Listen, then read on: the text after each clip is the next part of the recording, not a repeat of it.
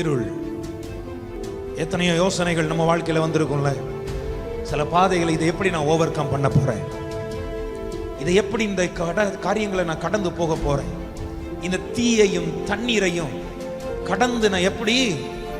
சங்கீதம் 66 தாவீது சொல்லுவார், தேவனே எங்களை சோதித்து வெள்ளியை புடமிடுகிறது போல எங்களை புடமிட்டி எங்களை வலையில் அகப்படுத்தி வருத்தமான பாரத்தை என் இடுப்புகளில் ஏற்றினீர். தீயையும் தண்ணீரையும் கடந்து வந்தோம், மனுஷனை என் தலையின் மேலே ஏறி போக பண்ணினீர், ஆனாலும் என்னை செழிப்பான இடத்தில் கொண்டு வந்து விட்டீர்.